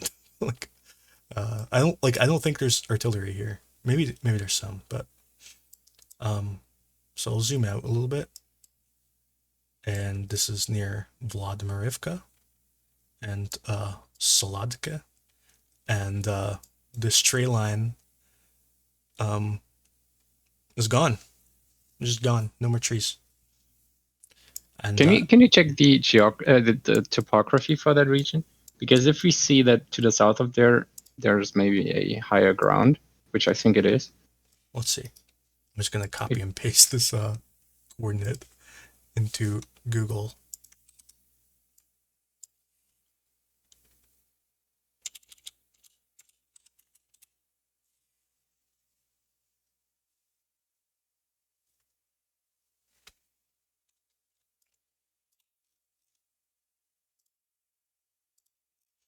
Okay, so it's like it looks pretty flat to me. I don't know. There goes my theory. It looks pretty flat. If anything, this is the high ground. So yeah, I don't know. This little tree line's been confusing me for a while. I tried getting high res image of this tree line, but guess what? There aren't high res images. Nobody like took a picture of here. No one cared. No one. Man, When did this happen? Do you have a time frame for this? let's just go back in time and see what happens. So this is the 6th. I think it was like a month ago, if I remember right. You know, this can take a long time to load. I think they're like throttling me because I use Sentinel too much. Let's just keep going. No worries, but like we're talking weeks, right? Not in days. The last couple days. Well, it happened a while ago. I'm gonna go back like a month. Let's go to June 7th was a good day. I remember June 7th was pretty clear. Let's see if there are trees. There were trees on June 7th. It's the 12th was cloudy, I think. Okay, I just bring that up because I mean that's the first time that I've seen this, but it's actually kind of a worrisome development, I would even say, in terms of, that's actually quite a useful technique in defense, where there's no cover and no concealment to really try to funnel the enemy or create certain conditions. See, okay, so here's the 20-second. You can see the trees start to disappear. Yeah, that's a process. I mean, that's engineers doing that or people doing it. See, I wanted to get a high res image of like this square or like this rectangle because I want to know what this is because I don't know what these yellow things are. And I want to know like what is going on with these trees. Like this was very confusing to me when I saw it. And then let's go one more step. I think this is probably cloudy because this was back when it was cloudy like every day when I was like losing my mind. Remember? This is probably cloudy too. I think the next clear one might be the 5th or something. Oh, the trees are all gone. Look at that. All the trees are gone. We can see it right through the clouds. So yeah, that was a so they started probably around the 20th and they're done by the beginning of July, apparently. So this is just one of those things. This is one of those things where you see when you look at satellite imagery too much. And I don't know how to describe it. See, this is a perfect image. Yeah, you can even see like some vehicles driving around in the grass. These marks that used to be bright yellow are still there, but now they're dulling. You can see a vehicle drove here, and a vehicle's like this is like a little highway. You can see tons of vehicles driving that way. I don't know if this is all showing up for you, but to me, I can see it. So yeah, I don't know how to describe this, and this looks like a trench system, and this is a trench. and this is like a little road. So anyways, these are the mystery trees. I don't know how to describe it. Just mystery. Okay, well, we'll see. I'm sure you and others will be pouring through the satellite imagery. Yeah, and also here as well. Yeah, These trees are also yeah, that's the same unit. Yeah. And also here. Those are gone. Yeah. Whoever's in charge of that unit came up with that idea. And that's what they're doing. Yeah. Do you think these sorts of ideas spread? Or do you think like each little engineering unit has their own philosophy, or are they communicating? Like if this succeeds, do you think all the Russians would do it? Or yes, and the question is yes and no. So these kinds of techniques will spread. The question is like, do you have an army and the command structure set up to enable that to happen quickly and effectively? So, so take for example other evolutions that we've seen in tactics or in techniques. They have tended to take, in my opinion, a pretty long time to permeate through the Russian army.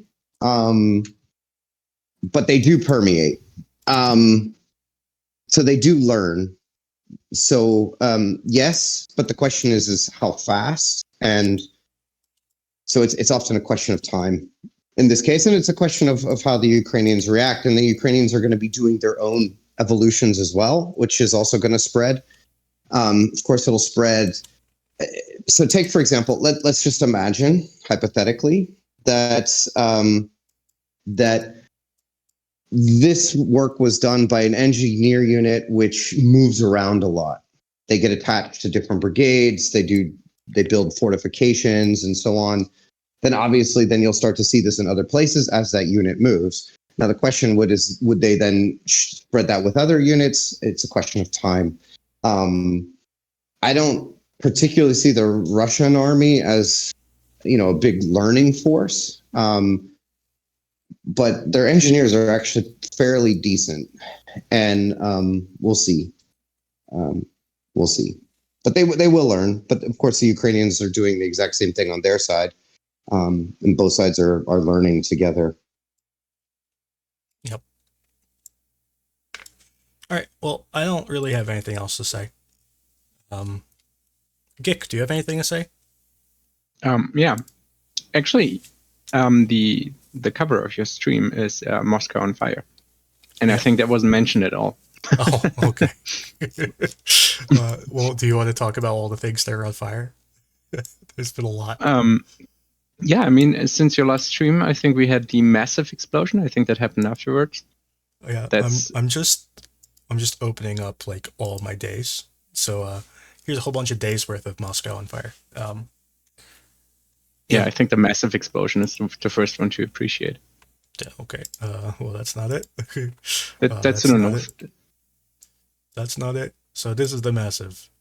That's the massive one, yeah. Okay. So, do you want to talk about it?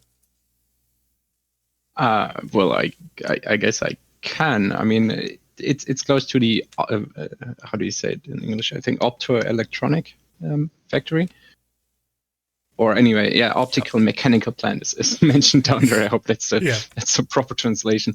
Yeah, but anyway, it supposedly happened in some sort of warehouse a bit to the north, east, which was producing pyrotechnical equipment. What we've seen, actually, the explosion is like the building to the right of that one. Okay. Here. So look at that. Boom. Yeah, exactly. So that's the one which exploded. What we've seen from the locals filming on the ground there were actually shells, or at least shell casings. I think it was 85 millimeters or something like that. So that seems to have happened in some sort of production facility for currently military needs. It could be that it used to be some sort of pyrotechnics, whatever. But that seems to have been an explosion which is going to harm the Russian production of shells. Hopefully. Yeah. Yeah. What So I else think exploded?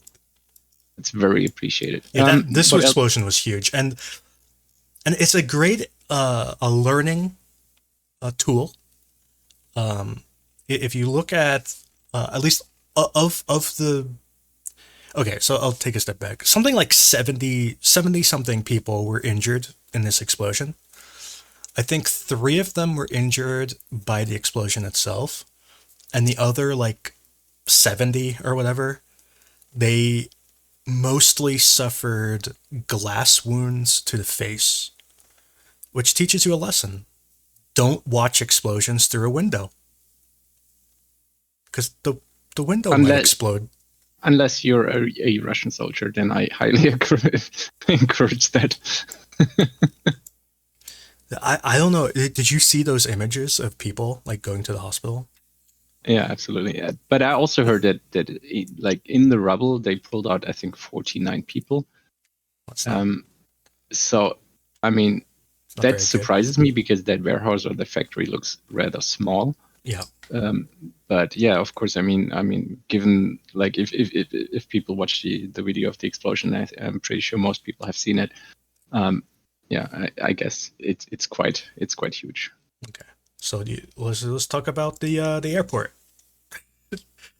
I still don't actually know what happened to this airport. They claim that like a automobile facility, like repair or maintenance or whatever, caught fire.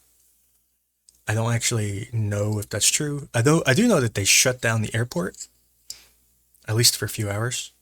And we also have another related story to this, in that when they shut down this airport, a whole bunch of wounded Russians were stranded down here at this airport because they couldn't fly to Moscow. So that's kind of a related story. But do you know anything else about this explosion? Because I just know that they claim it was an automotive repair, and then they had to shut down the airport. Which it seems weird that you would shut down an airport for an automotive repair. Yeah, I guess from the smoke, maybe. I mean, I've seen highways closed when there was too much smoke. Maybe it's because of that, even though you don't always fly by visual approach, but rather by IFR. Yeah. And also, they closed the airport, like, it was still closed the next day, which seems like a really long time for the smoke, because the fire had been out for hours, but whatever. Yeah, I think what you're missing is that the car repair factory there, it was actually on the runway. Was it? No, I'm just suggesting. I wouldn't put it past them. Okay. Okay, so this fire, I don't even remember what this fire was. It was like a warehouse caught fire. Yeah, and I never got a good angle for the videos there. I just know the rough area, and I know it happens in that town which I can't pronounce. So it's roughly there. It's some fire. Urozhaine, whatever. I'm not gonna try again. I tried it and then I failed. Okay. And then there's this is the fire from yesterday, right? Yeah. Another warehouse apparently. Yeah, and that one was really funny because like I had 2 angles or something like that. I located it, and I basically I typed in the coordinates to Google, and if you type that in, you end up with a screen cap of the AMX 13, I think. Yeah, so AMX 13. Yeah, and which there's like an IS-2 behind it, and a Ferdinand, and a Churchill, and I think an M41, and a Centurion, I think. So these are all not modern tanks, obviously. And for like, I don't know, for 20 or 30 minutes, I was really just laughing because I was kind of hoping that it's really that, even though the picture, to be fair, the inside looked different. So I kind of expected that this can't be true, but I still wanted it to be true. And yeah, I think after 30 minutes, someone commented that the picture, which is actually shown for that location, is unfortunately from the Kubinka Museum, which is 30 or 40 kilometers away. Yeah. So that's sad. Actually, not that far away. But and then today there was a Ukrainian drone crashed, exploded, fire in Moscow. I don't know was it shot down? I don't know. Did it crash? I just know that there's a fireball, and that's. And you know where that screen cap is from? Because that's the really funny part. I don't. That's from the live TV broadcast of some rowing championship. Okay. So I think if you click on that link and watch the video, I think you can see them rowing in front, and all of a sudden in the background it explodes. Yeah, exactly. I don't think it's going to play the video in this. This is like the Google Earth browser. I'll have to open it in a real browser. Give me a second. I don't think the Google Earth browser is good for viewing Telegram content. What day? Oh, the wrong day.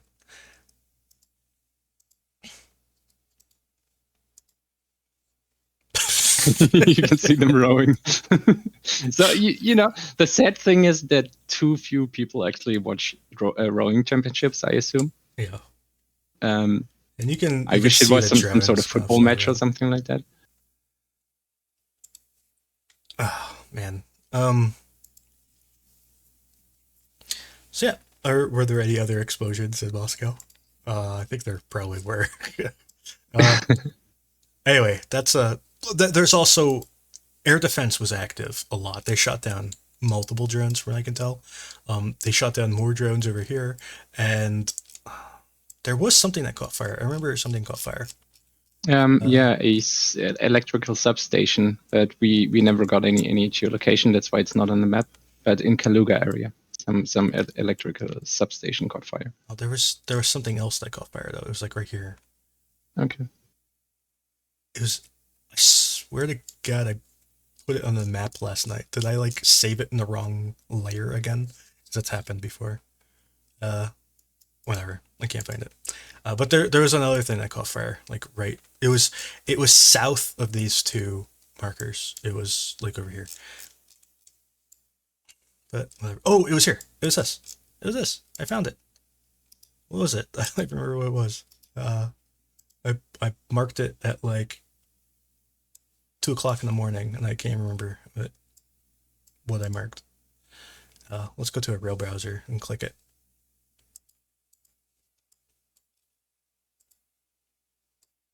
What day was it? Oh, there it is. Oh yeah. Oh yeah, that was actually a residential house. Yeah.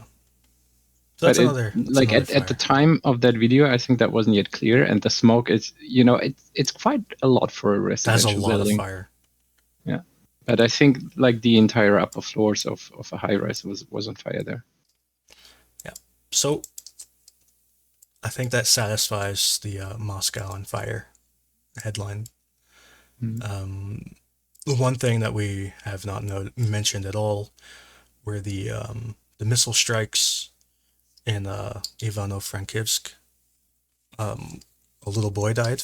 He was like 8-year-old. That was pretty sad. And apparently they either tried to or successfully hit the airfield. Were these Kinjals? I think they're Kinjals. Yeah, that's what I heard. Yeah. I know one Kinjal was shot down near Kyiv, and I think 3 more of them went down. From what I understand, 2 of them hit the airfield, and 1 of them completely missed the airfield and landed and killed the little boy. Or maybe they're aiming for the little boy. I don't know. They're aiming for something else, maybe. I don't know. But that was really sad. It was really sad seeing the little boy's face, because he's kind of cute. Yeah, that picture is haunting. The one with the birthday cake, right? Yeah. Yeah, it's haunting. Because he had just recently turned 8 years old.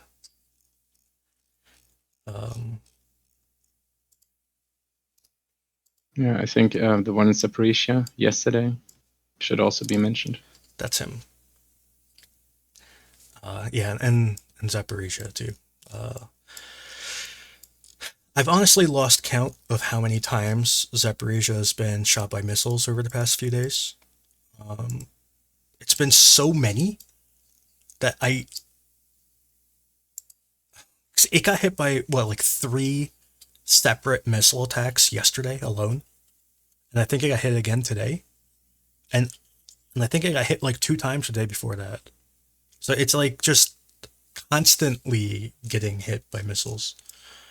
But I think this one is kind of special because the hotel was actively used, and basically everyone knew that it was actively used to host officials, like United Nations officials would be staying in that in that hotel.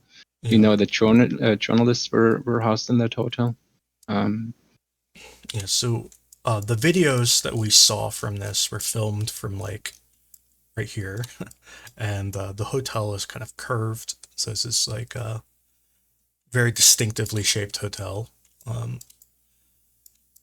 There was apparently a like a children's camp here during the day, although they had just gone home like an hour before the missiles struck. Some of the kids were still around with their parents doing things. I don't know. There's like places to eat and stuff. So, and the hotel was hit by 2 missiles. They hit it. Yeah. They hit it once. First responders came, and then I think they hit it a second time. The Russian classic. Say that's it's just sad. There were also missile strikes in this part of Zaporizhzhia a few days ago. I could only locate one of them. I thought it was an Iskander at the time, but it wasn't. It was an X-35, I think. I could only locate this building. This is actually an oddly distinctive building for the city, so it was really easy to locate. The issue is that a church was hit, and I can't find a church anywhere near this building. So it's very confusing. But I know that this building was hit, and a church was also hit, and the church that I could find that most matched the video was this church. But I don't think this was the church that was hit. This is just the best I could find it. But either way, it was in this part of the city, the Shevchenkovsky part of the city. So it's like this side. Yeah. So anyway, so Zaporizhzhia has been getting continuously hit. Klishchiivka has also been getting hit by missiles, and a lot of towns in kind of this general area have been getting hit by missiles. Some of them I mark, and some of them I don't mark. It depends on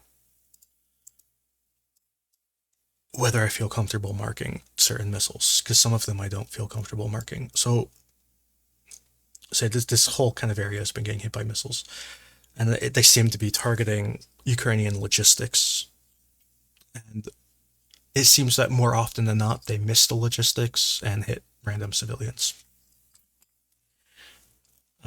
So yeah, I don't know. Is there anything else that we should talk about? Yes. Okay. I think we have Exit in the chat. I don't know if she wants to say something about the Black Sea, about the state of the boats. Exit, would you like to talk about boats?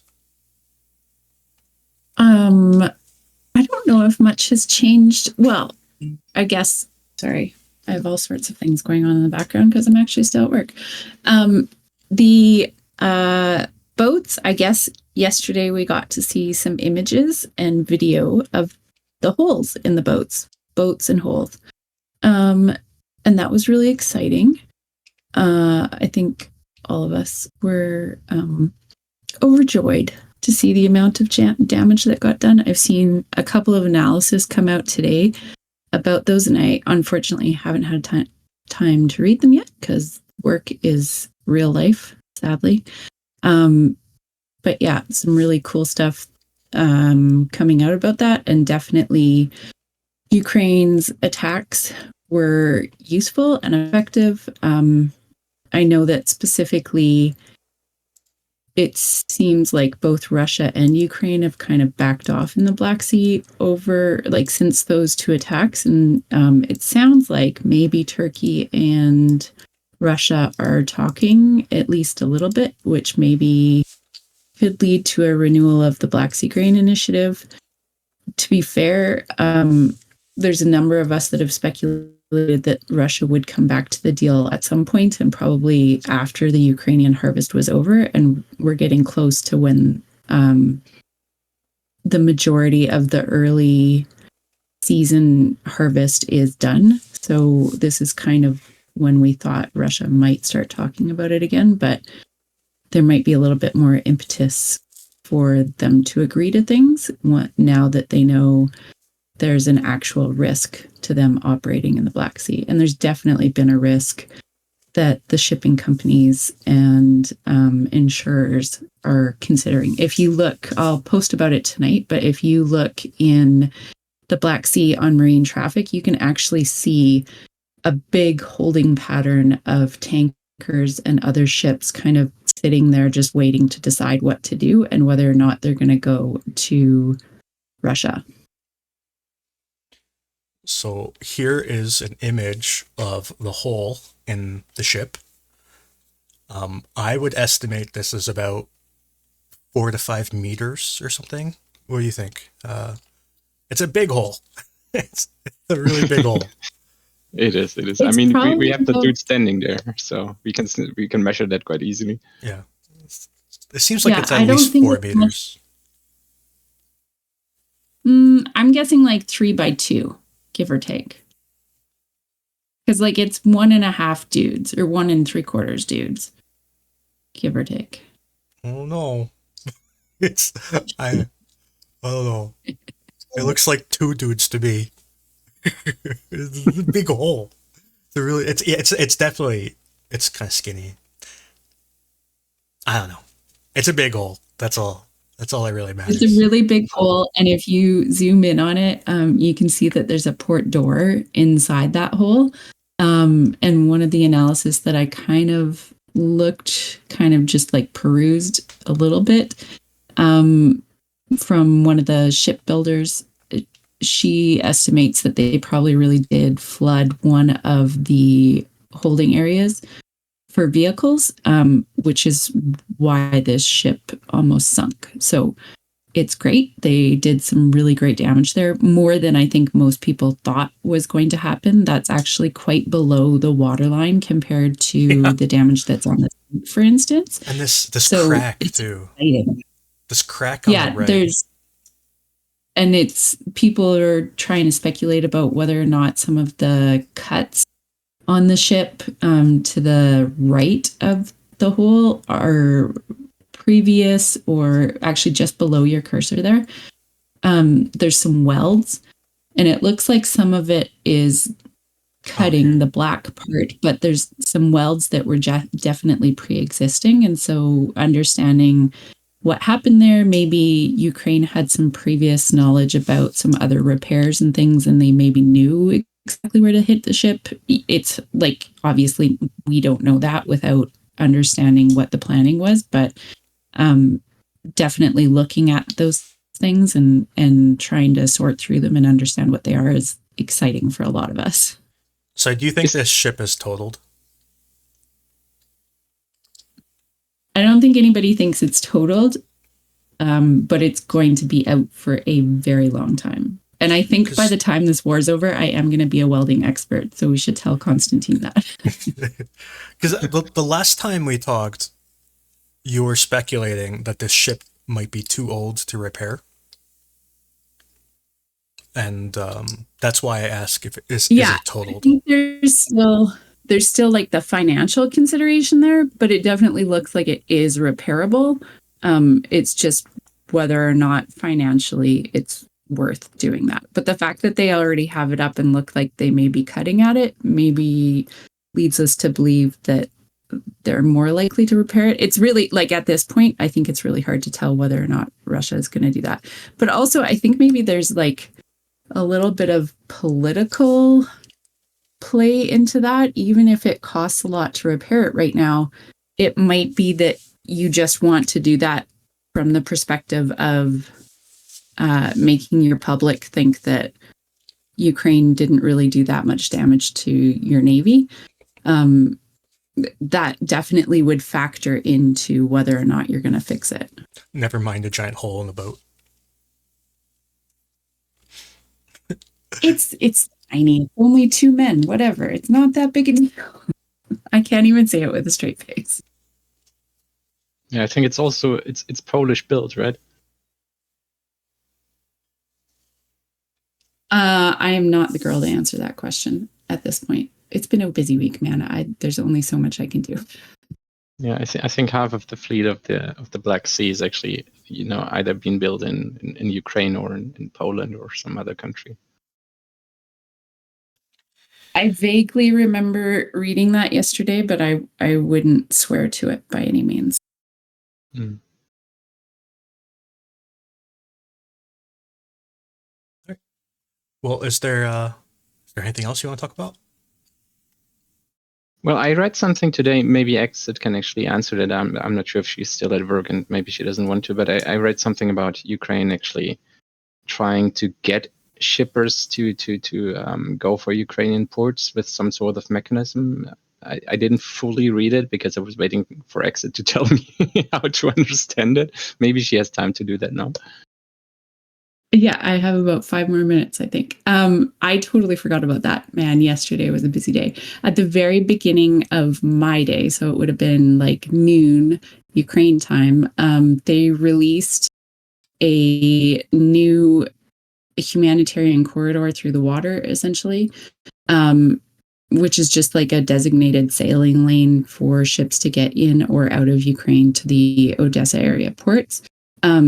Specifically, they mentioned ships that have been stuck since the beginning of the war sailing out of the port, which is super interesting to me because I had speculated when I was just kind of spitballing with some other people who talk about these things and think about these things, that if Ukraine couldn't get any other countries to bring ships in when they last did this, so like at I don't know, it was about 2 weeks ago, they announced kind of a shipping lane that would run up the side of Romania and then straight into Ukrainian waters and not really have to go out into the international water. And so this is essentially kind of the same thing, but originally they were trying to encourage shippers to bring their ships into Odessa and have them loaded and then leave. And so now they're kind of focusing on the ships that are stuck there and could transit out. And that was what I had posited would kind of be the next step for Ukraine to do, because they technically could, I just think it would be easier to actually sail those ships out. I don't know how they would get them independently inspected, but they could film the inspections and post that online. And then they have also said that they would live stream the ships exiting out of Ukrainian water and into Romania, or into Romanian water. And I think that that's exactly what they need to do, because obviously if you're live streaming Russia attacking a civilian ship sailing down the coast of Romania, that's going to have very different optics for Russia compared to us all just kind of watching it on marine traffic or whatever. So it'll be interesting to see if that actually happens, if they actually take a ship out. But holy bananas, would I ever be excited if that actually happens? Because I really think that you just need to get 1 or 2 of them to actually do it, and then you might convince some other ships to take that risk. Or you might be able to convince the other ally partners for somebody to provide security for both Ukraine and Russia in the Black Sea. And I think that's the end goal that you really want to give to, because if you can have a partner say, oh yeah, we'll protect Russia's ships from Ukraine and we will protect Ukraine's ships from Russia, and then everybody can use the Black Sea.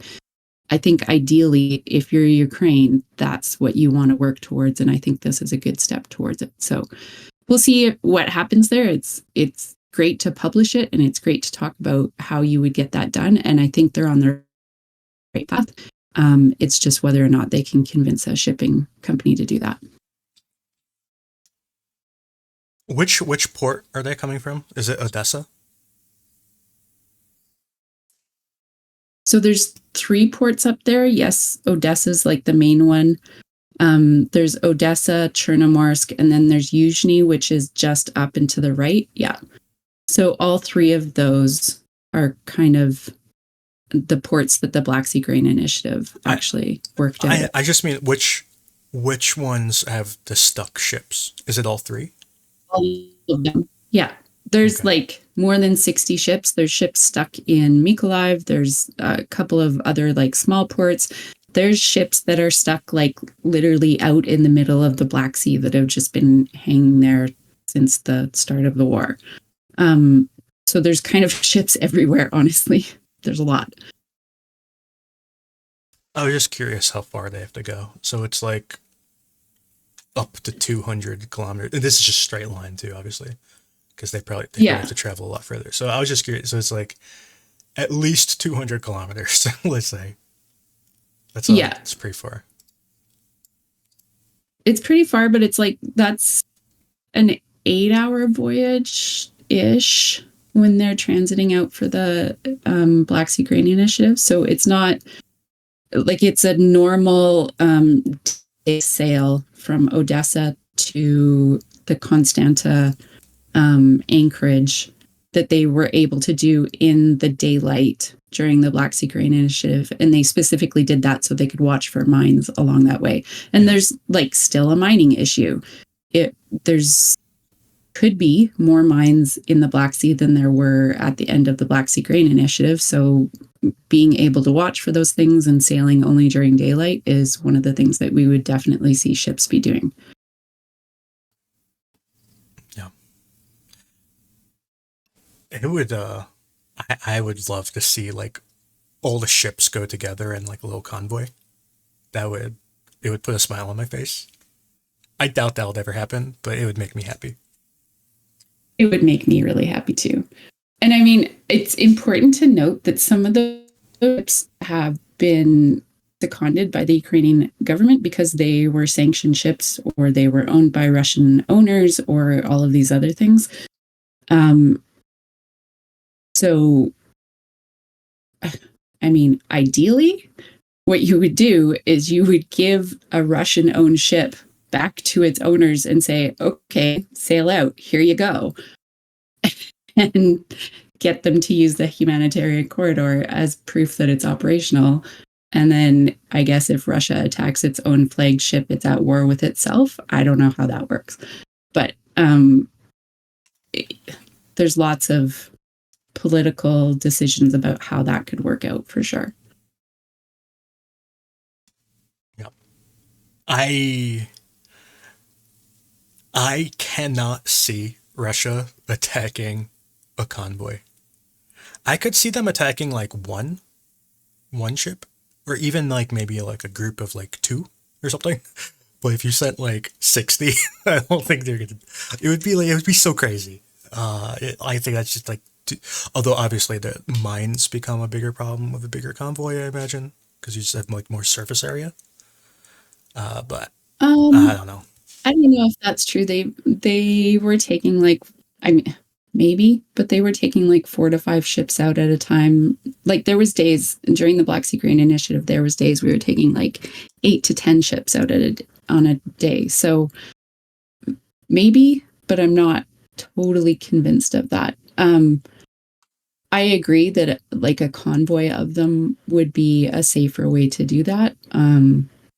But I think it just matters how many shipping companies you can convince to actually take part in that. And ideally, you're right, like having 10 of them even, or 8 of them or whatever would be just a really good thing to watch. And I think Russia would be hard pressed to actually attack those ships. It would be like, I don't know legally, but it would be kind of like an attack on like everyone who owned like all those ships, like all those countries. Like if you attacked 1 out of 10, it wouldn't look good for Russia. I don't know who owns those ships, but I think they would be sad or angry at being attacked. Yeah, the political fallout from all that is very interesting. I'd have to look all those ships back up. I haven't looked since like the very beginning of the Black Sea Grain Initiative, which was more than a year ago. So I don't remember all that off the top of my head. But hey, maybe I'll add that to the list for the weekend because I have like only 100 things on the list so far. So no big deal, right? Speaking of items on a list, I probably shouldn't talk about this, but I don't think it matters. Do you remember a few weeks ago, there was talk of all of those ordnance disposal locations from like 2005? Yep. Those might be coming to my map soon. I'm happy about that. I might have all the ordnance disposal locations, and I'm trying to put together. I'm trying to put together people to periodically look at those locations to track them over time to see if there's changes. I don't think we're going to see any, but just to have a log, you know, maybe we can see tire tracks from a truck driving in or out or whatever, you know, and we're going to try to pay attention to all of them in Ukraine. I would say the mainland and also Crimea. So we're going to follow as many of them as we can. Obviously, some of them have exploded already. But to anyone who's listening, the reason why they're interesting to me personally is because Russia seems to be blowing them up for propaganda purposes to claim victories over Ukraine. So tracking both what is happening there and also their locations, like just having it on the map saying, you know, pre-marked, saying this is probably a target that Russia's going to shoot at some point. If it blows up, roll your eyes and laugh at Russia. Okay, that's kind of my angle on it, but also at the same time just being able to have all of the images and research done, so the next time one of them blows up, we can say, you know, no truck has entered or exited that place for 9 months or something like that. And to people who are still lost, it was Pokrovka, right? Or where was it that the big one exploded? I can't remember. Was it Pokrovsk? Anyways, there's ammo depots all over Ukraine that are full of ancient ammo. A lot of it is from like World War One and World War Two, and it's all ammo that's unusable. You can't fire it; it's too dangerous. And some of it is rockets. Like some of there were the old nuclear rockets, like the intercontinental ballistic missiles, that Russia exploded, and they claimed it was all like HIMARS ammo or whatever, and S-300s. But anyways, so all that stuff, it was marked for destruction, but Ukraine didn't have the money to destroy it all. The United States and I think NATO or whatever, they helped a little tiny bit. Like they destroyed like a tiny fraction of it using money from the United States and other countries. But it was such a tiny fraction, it's kind of irrelevant. So there's all these giant piles of just rotting ammo. And all the ammo is tracked. We know like exactly how many rounds there are, like literally to the bullet. of how many bullets there are in and of every caliber and exactly what's in every location. So it's all mapped out, known information, and we're gonna start tracking it on the map soon. So there you go. That's another thing to scratch off your to-do list. That's very exciting. I can't wait to see that. Right. So, is there anything else to talk about? I could add two things from Kozachi Lahiri, Okay. if you want me to. Sure. So one thing is, Blinska on Twitter, he just geolocated one of the FPV drone videos from today, which is actually showing part of the trench system in that area. So basically to the west, which you showed earlier. I think that the video has quite a lot of casualties, but it's going to be on your map later then, so anyone watching this can click on it and see the trench system. And the other thing is, and that was quite funny, Dan posted an update on a video which Dimitri translated earlier. So Dimitri translated a video of Russian soldiers which were appealing to, I think, the Union of the Mothers of Russian Soldiers or something like that, about how they were mobilized without equipment, without any sort of support, and how they were sent to the front. So that video in itself, it was just another Russian appeal. So it doesn't normally mean a lot. But Dan has just, I think 2 hours ago, posted an update on that one of those soldiers on that video is actually having another video when he was captured by Ukraine. So Ukraine interviewed him. And he's definitely from that area, from Kozachi Lahiri. Now that only kind of proves, in quotation marks, that there was a raid. But yeah, we don't know how far they went and how deep it was. Of course, it could have still have only been a raid. Yeah, and we still have no evidence to back up Romanov's claim that half the town is captured. Unfortunately, no. Maybe one day. Maybe, okay. If we were to get evidence, I think the evidence would come in the form of an airstrike. Like if Russian shelling, yeah.